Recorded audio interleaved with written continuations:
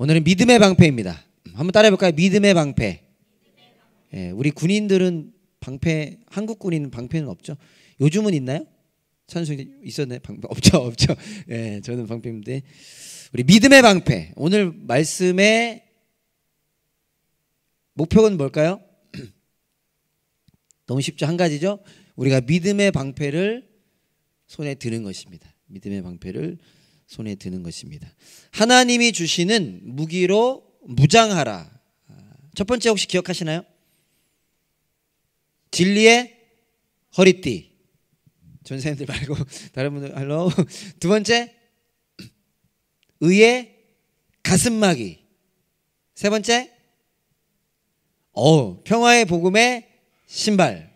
오늘은 네 번째입니다. 하나님이 주시는 무기 네 번째는 무엇인가? 믿음의 방패입니다. 믿음의 방패. 16절을 한 번 더 제가 읽어보겠습니다. 이 모든 것에 더하여 믿음의 방패를 손에 드십시오.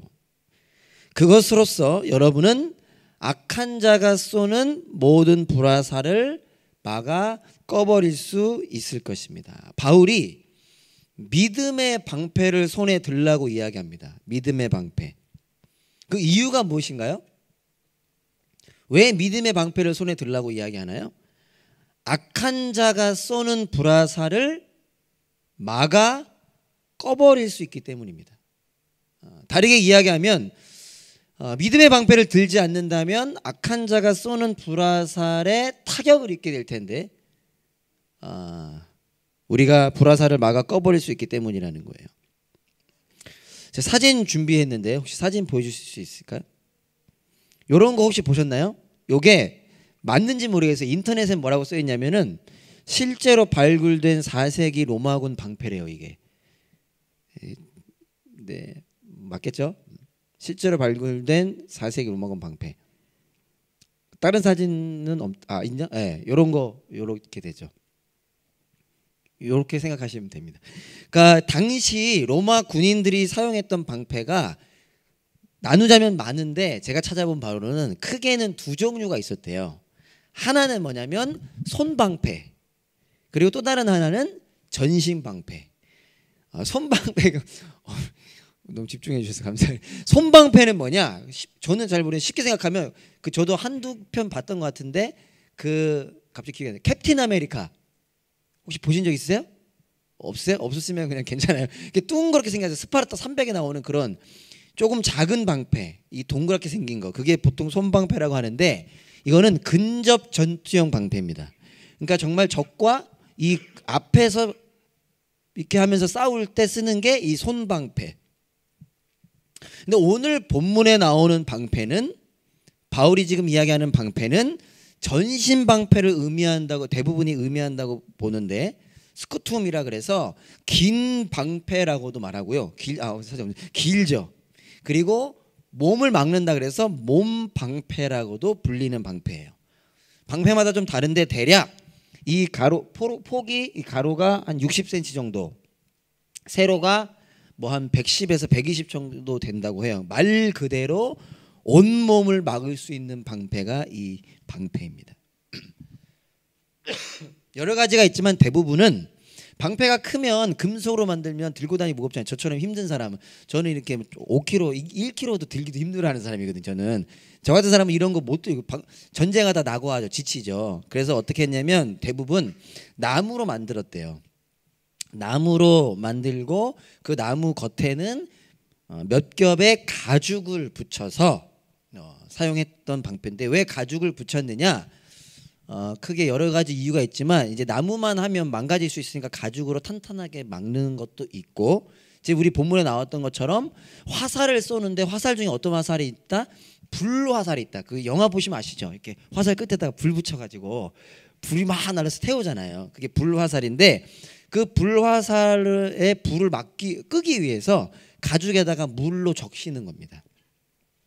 그래서 적들의 공격 중에 하나가 뭐냐면 불화살을 쏘는 건데, 이 전신 방패로 화살을 막을 뿐만 아니라 화살에 있는 불화살의 그 불도 꺼지도록 하는 게 이 방패라는 거예요. 그 당시 사람들이라면 익숙한 장면인데 바울이 지금 편지를 통해서 이 장면을 떠오르게 하면서 말하는 것입니다. 먼저 다시 한번 우리가 무엇을 기억하기를 원하느냐? 이미 우리가 머리로 잘 알고 있지만 악한 자가 쏘는 불화살이 있다는 거예요. 악한 자가 있다라는 것은 우리가 에베소서 하나님 전신갑주 처음 이야기할 때 이미 나누었고요. 악마, 사단, 마귀가 존재하는데 그 악한 자가 쏘는 불화살이 있다. 그 악한 자가 예수님을 믿는 저와 여러분들을 향해 불화살을 쏜다. 지금도 쏘고 있을 수 있어요. 불화살을 막아야 돼. 우리가 성령님이 막아주고 계신데 지금도 불화살을 쏘고 있을 수 있다는 겁니다. 여러분, 불화살이라고 하는 공격의 특징이 있습니다. 뭘까요? 죄송합니다. 이게 말만 하면 기침이. 불화살이라는 공격의 특징이 있어요. 여러 가지가 있을 수 있는데 산수 전사님 졸리세요? 눈 이렇게 하고 졸리다고 해서 예, 감사해요. 집중해 주셔서. 뭐가 있을까요? 불화살이라는 공격의 특징이 있는데 여러 가지가 있지만 그 중에 하나가 어디서 쏘는지 어디서 날아오는지를 알 수 없다. 물론 알 수 있기도 하지만 저 멀리서 쏘면은 어디서 화살이 날아오는지를 모른다라는 특징이 있고요. 또 다른 하나는 꼭 목표물을 명중시키지 않아도 돼요. 그러니까 우리 군대에서는 이렇게 꼭 명중시켜야 되잖아. 잘 썼어요, 찬승이? 딱 명중시켜야 되는데 불화살의 공격은 꼭 그 사람을 공격 맞출 필요가 없어요. 왜? 특징이 뭐냐? 불화살은 뭔가만 태우면 돼. 이 부대라고 치면 우리 담업능이 부대라고 치면 여기만 태워도 돼. 저기만 태워도 돼. 그러면 다 혼란스러워 자중질환이 일어나는 거죠. 그게 불화살의 특징이라는 것입니다. 그러니까 어떤 의미냐? 저에게 그리고 여러분들에게 불화살의 공격이 있는데 그럴 때 우리가 그 불화살의 공격을 받고 있다는 것을 인지하지 못할 때가 있다는 거예요. 악마가 지금 우리를 공격하고 있다는 것을 우리가 인지하지 못할 때가 있다는 것입니다. 지금도요. 저에게는 그런 분도 없지만 그냥 피곤해서 조는 거지 아닐 수 있다는 거예요. 피곤해서 조는 것도 있지만 습관적으로 조는 것도 있지만 이게 악마의 공격이 그 배후에 있을 수도 있다는 걸 우리는 인지하지 못할 때가 있다는 것입니다. 그래서 어려움과 혼란 가운데 제대로 대응하지 못하고 그 어려움과 혼란에 빠져서 허우적거리고 일어나지 못할 수 있다는 거예요. 그래서 여러분, 우리를 향한 악한 자의 불화살 공격이 있다는 것을 꼭 인지하고 맞서서 승리하는 우리 모두가 될 수 있기를 간절히 소망합니다. 우리 옆 사람에게 한번 격려합시다. 불화살의 공격이 있답니다. 너무 형처럼 여러분 진짜 있어요. 저도 말씀 전하고서 잊어버리면 안 되죠. 한 주간 앞으로 우리가 한 주간 한 달간 남은 1년을 살아갈 때 불화살의 공격이 있구나. 제가 이거 악한 자에 대한 말씀을 전할 때 꼭 걱정되는데 모든 게 다 사단이 한 거라고 생각하시면 안 됩니다. 모든 거 그렇다고 하는 건 아니지만 반드시 우리의 그 공격이 있다는 것입니다. 그렇다면 악한 자의 불화살 공격에는 무엇이 있을까요? 여러 가지가 이것도 있을 텐데 그중에 오늘 몇 가지만 간단하게 한번 기억해 봅시다. 뭐가 있을까요? 악한 자의 불화살 공격. 첫 번째로 고난과 역경이라는 공격이 있습니다. 고난과 역경. 예수님께서 이런 말씀하셨어요. 요한복음 15장 19절. 여러분들이 혹시 한번 같이 읽어주시겠습니까? 시작. 너희가 세상에 속하였으면 세상이 자기의 것을 사랑할 터이나 너희는 세상에 속한 자가 아니요 도리어 세상에서 나의 택함을 입은 자인 고로 세상이 너희를 미워하느니라. 예, 여기에 보면 자기의 것으로 여겨입니다. 우리가 세상에 속한 세상 사람이라면 이 세상이 우리를 사랑할 거라는 거예요. 이 세상의 주관자인 사단이 우리를 사랑할 거라는 겁니다. 근데 우리는 세상에 속하지 않고 예수님께 속했기 때문에 세상을 따르지 않고 예수님을 따르기 때문에 예수님을 십자가에 못 박은 사단이 마귀가 악마가 어떻게 한다는 겁니까? 우리를 미워한다는 거예요. 우리를 가만히 두지 않는다는 겁니다. 그래서 고난과 역경이라는 것을 만나게 되는 거예요. 뿐만 아니라 지금 우리가 사는 이 세상은 망가진 세상이잖아요. 무너진 세상이잖아요. 무너진 세상을 살기 때문에 고난과 역경이라는 것을 만나게 된다는 것입니다. 여러분, 제가 교회에 대한 주제로, 교회라는 주제로 말씀을 선포하면서 7교회를 나눴었는데, 아시아 7교회를 나눴었는데, 그 중에 요한계시록에 서머나 교회라는 교회가 나오는데, 그 서머나 교회가 교회이기 때문에 받았던 고난에 대해서 나누면서 그들이 받은 고난을 4가지로 표현합니다. 그 첫 번째가 뭐냐면 환난, 고난이라는 고난이 있었고요. 두 번째 궁핍이라는 고난이 있었고요. 세 번째 비방이라는 고난이 있었고요. 네 번째 장차받을 고난이라는 게 있었습니다. 환난, 궁핍, 비방, 장차받을 고난. 그 고난이, 그 역경이 있다는 거예요. 어쩌면 많은 분들에게 이 고난이라는 것이 아직 피부에 와닿지 않을지도 모르겠습니다. 여전히 우리는 이 멜번이라는 좋은 곳에 살다 보니까 예수님을 믿는다는 이유로 고난받는다는 것이 피부로 와닿지 않을 수 있겠습니다. 그러나 가만히 살펴보면 이런 고난이 있음을 여러분 다 알게 되실 거고요. 크고 작은 고난, 또한 우리 모두가 이런 고난을 만나게 될 것입니다. 여러분은 그런 경험 없으신가요? 주위에 그런 분들 없으신가요? 예수님을 믿는다는 이유로 피해를 받는 일들이 지금도 있습니다. 멜번에도 있어요. 여러분, 정직하게 한번 살려고 노력해 보십시오. 피해받습니다. 거룩하게 살라고 노력해 보십시오. 비난받아요. 교회라고 하는 이유 자체로 비방을 받기도 합니다.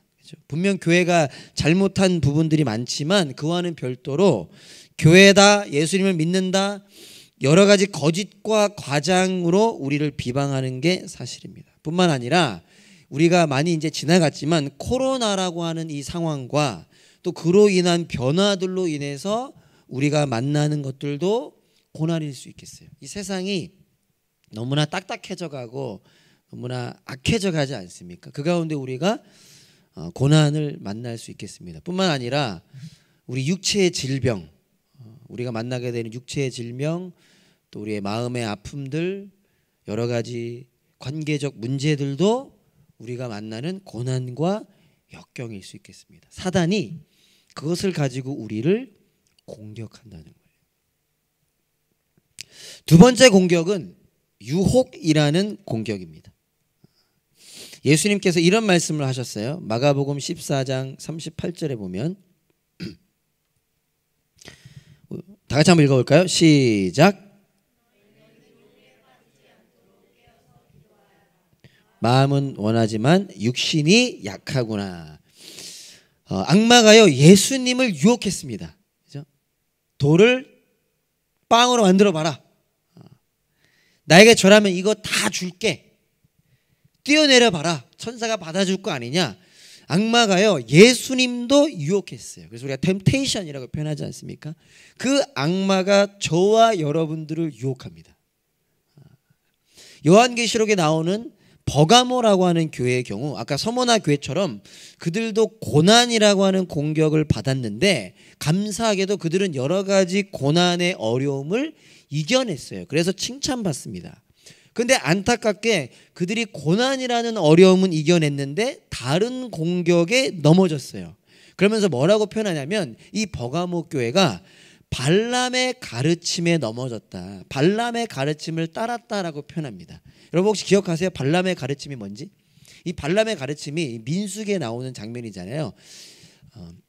이스라엘 백성들을 넘어뜨리기 위해서 이 발락이라고 하는 이 사람들, 왕과 그 민족들이 어떻게 했냐면 발람을 꼬셔서 저주하게 하는데 저주하지 않죠. 하나님 막을 저주를 못합니다. 그러다가 어떻게 그들을 이스라엘 사람 유혹하냐면 이 모압 여인들이 유혹해요. 죄송합니다만 여자로 유혹하는 겁니다. 성적인 것으로 유혹하고 거기에 이스라엘 백성들이 넘어지게 됩니다. 즉 발람의 가르침은 뭐냐면 한마디로 음란과 쾌락이라는 거예요. 이 버가모 교회가 고난과 역경이라는 공격은 이겨냈는데 유혹을 이겨내지 못한 겁니다. 기독교 전통적으로 유혹과 관련하여 크게 세 가지를 이야기하죠. 뭐 얘기합니까, 여러분? 이런 책 안 읽어보셨어요? 돈, 섹스, 권력, 이 세 가지를 이야기하죠. 돈, 성, 권력, 이 세 가지를 기독교 전통적으로 우리에게 다가오는 유혹이라고 이야기합니다. 돈이 우리를 유혹하고요, 성이 우리를 유혹하고요, 권력이 우리를 유혹합니다.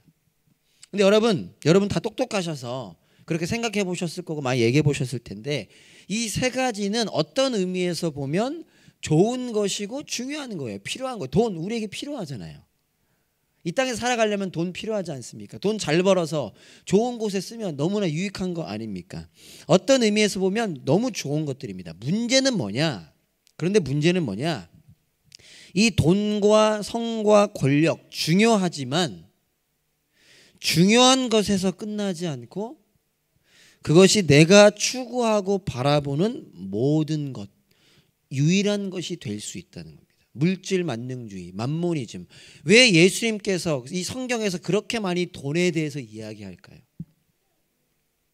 돈을 사랑함이 일만항의 뿌리라. 돈이 중요하지만 인간은, 연약한 존재는 돈을 중요하게 여기는 수준에서 멈추지 않고 돈을 사랑하게 되기 때문입니다. 두 주인을 섬길 수 없는데 그 어떤 젊은 관원, 부자 관원처럼 모든 것을 다 잘 지켰지만 결국 예수님과 돈 앞에 예수님을 등지고 돈을 쫓았던 것처럼 우리가 그런 연약한 존재라는 것입니다. 아담과 하와도 그 유혹에 넘어가지 않았습니까? 너 이거 먹으면 눈이 밝아지고 하나님처럼 될 거야. 우리가 추구하고 바라보는 유일한 것이 될 수 있다는 것입니다. 더 큰 문제는 무엇입니까? 이 사실을 우리가 인지하지 못한다는 거예요. 인지하지 못한다. 나는 괜찮다라고 생각하는 거예요. 그렇지. 돈 조심해야지. 권력 조심해야지. 성 조심해야지. 근데 너 조심하라는 거예요. 나는 괜찮다라는 거예요. 그래서 수많은 크리스찬들이 거기에 넘어지고 있는 것입니다. 여러분은 어떠십니까? 고난과 유혹이라는 공격 이외에도 사단이요, 악마가 고난이라는 공격, 유혹이라는 공격을 우리를 공격하는데 이 이외에도 다른 여러 가지 공격이 있습니다. 예를 들어 의심이라는 공격이 있을 수 있고요. 하나님을 갑자기 의심하게 되는 거죠. 절망이라는 공격이 있을 수 있고요. 정죄라는 공격도 있을 수 있고요. 우울한 공격이 있을 수 있고요. 허무라는 공격도 있을 수 있습니다. 저 같은 경우 저의 부족함을 좀 이야기하면 지난 한 주 잘 살고 싶었습니다. 그 잘이 뭐죠? 잘 살고 싶었어요. 평화의 복음의 신발을 신고 정말 만나는 사람들에게 그 평화를 전하자, 말씀을 전한 자답게 그렇게 살아보자고 아침마다 새벽마다 다짐하며 시작했지만 한 주를 돌이켜 보는데요, 저녁 하루를 마무리할 때 얼마나 부끄럽고 후회로 지난 한 주를 살았는지. 잘하고 싶은 마음은 사실인데 너무나 잘하지 못한 저의 모습 속에 부끄러움과 함께 사단의 정죄가 제 안에 들어오는 겁니다. 너 이것밖에 안 되잖아. 네가 어떻게 목사야. 이런 마음이 지난 한 주 유독 들더라고요. 근데 감사했죠. 왜요? 또 이번 주 설교가 믿음의 방패 아닙니까? 여러분들에게는 그런 공격 없으십니까? 고난이라는 공격? 혹시 지금 유혹의 공격 가운데 있지 않으십니까? 의심과 절망과 정죄와 우울과 허무라는 공격 가운데 있지 않으십니까? 중요한 것은 무엇인가? 이러한 일들이, 이러한 공격이 저와 여러분들로 하여금 우리가 우리로 살아가지 못하게 한다는 거예요. 이 공격의 목적은 무엇이냐? 저와 여러분들이 하나님의 자녀가 되어 그리스도인이 되었는데, 이 땅의 소금과 빛이 되었는데 그렇게 살아가지 못하도록 어떻게 살아가게 하는 거죠? 그냥 그렇게 적당히 타협하면서 혹은 힘 없이 어쩔 수 없다 생각하며 살아가도록 한다는 것입니다. 그래서 바울이 외치는 것입니다. 사랑하는 여러분, 믿음의 방패를 손에 드십시오. 믿음의 방패를 손에 드십시오. 여러분, 믿음의 방패를 그렇다면 손에 드는 것은 무엇일까요? 먼저 믿음이 무엇인지를 다시 정리할 필요가 있습니다. 여러분, 믿음이 무엇입니까? 한번 속으로만 좀 대답해 보시죠. 여러분, 믿음을 뭐라고 정의하시겠습니까? 믿음. 믿습니다. 많이들 얘기하시죠. GCC 갔다 오신 분들은 이 믿음에 대해서도 한번 자세히 다루었던 걸 제가 기억하는데, 여러분, 믿음이 무엇입니까? 우리의 생각을 조금이나마 다시 정리해 보면 좋겠는데요. 믿음은 단순히 지적인 동의는 아닙니다. 물론 믿음 안에 동의도 포함되지만 그것이 다는 아니라는 거예요. 여러분 들어보셨을 겁니다. 귀신도 예수님을 알았습니다.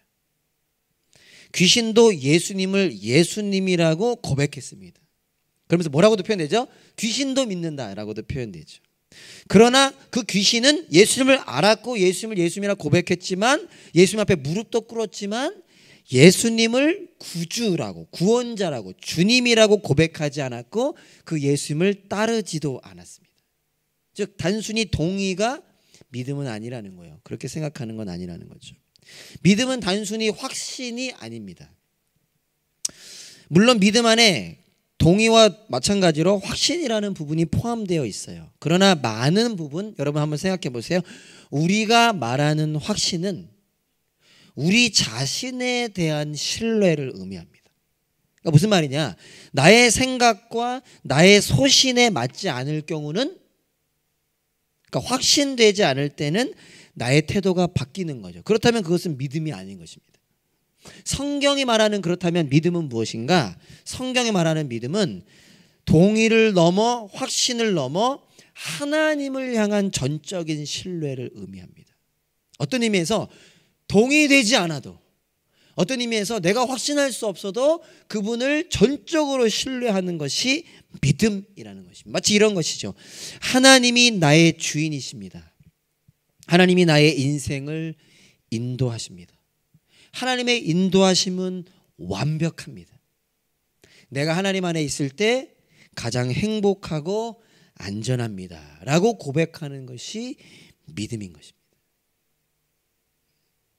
믿음의 방패를 손에 들라, 이 믿음으로 무장하라는 거예요. 이 믿음으로 고개를 들어 하늘을 바라보라는 것입니다. 우리의 아버지 되시는 하나님을 지속적으로 신뢰하라는 것입니다. 갈망하라는 것입니다. 고난 가운데, 역경 가운데, 유혹 가운데, 무너짐 가운데, 넘어짐 가운데, 다 이해할 수 없는 상황 가운데 하나님이 나의 하나님이십니다. 하나님이 나를 인도하시고 나를 책임지십니다 라는 그 믿음으로 무장하라는 것입니다. 시편 8편에서 다윗이 이런 고백을 하죠. 8편 3절 4절 우리 다 같이 한번 읽어봅시다. 시작. 만드신 저 큰 하늘과 주님께서 친히 달아놓으신 저 달과 별들을 내가 봅니다. 4절. 사람이 무엇이기에 주님께서 이렇게까지 생각하여 주시며 사람의 아들이 무엇이기에 주님께서 이렇게까지 돌보아 주십니까? 다윗이 지금 고백하는 건데요. 3절 4절에서 이렇게 고백하는 거죠. 하늘과 달과 별을 만드신 하나님. 여러분 밤하늘 바라보는 거 좋아하십니까? 그 아름다운 별들, 그 하늘과 달과 별을 만드신 하나님께서 4절에 보면 사람이라고 나오잖아요. 나 같은 사람, 여기서 사용된 단어는 인간의 연약성을 강조할 때 쓰는 표현입니다. 즉 보잘것없는 작고 작은 나 같은 한 사람을 어떻게 한다는 거예요? 생각하고 돌보신다는 거예요. 크신 하나님과 작은 인간이 대비되는 거죠. 저 하늘을 만들고 다스리시는 하나님이 작고 연약한 이 수많은 사람들 중에 한 사람이 나를 생각하고 돌보신다는 겁니다. 다윗이 그것을 깨닫고 고백하는 거예요. 언제? 그 어려운 상황 속에. 하나님이 여전히 나를 돌보고 계시는구나. 그 가장 큰 증거가 무엇입니까? 예수 그리스도. 예수 그리스도. 하나님께서 세상을 이처럼 사랑하셔서 외아들을 주셨으니. 하나님께서 저와 여러분을 위하여 외아들을 주셨고요. 예수님께서 저와 여러분을 위하여 대신 십자가에서 죽임 당하셨습니다. 저 뒤에 아이들 둘 있잖아요. 애들 보세요. 어떻게 줍니까 저 아이들을. 근데 하나님께서 저와 여러분을 위하여 자신의 하나밖에 없는 아들을 주셨고, 그 예수님은 죄인인 우리를 위하여 대신 십자가에서 죽으셨다는 것입니다. 그리고 그 예수님의 함께 하심은 어제도 오늘도 내일도 영원히 함께 하신다는 거예요. 영원히. 아멘. 그것을 다윗이 고백하는 것이고, 그 다윗을 통해 우리도 고백할 수 있는 것입니다. 오늘 사도 바울이 선포하는 것입니다. 이 예수님을 바라보아라. 이 예수님의 사랑을 바라보아라.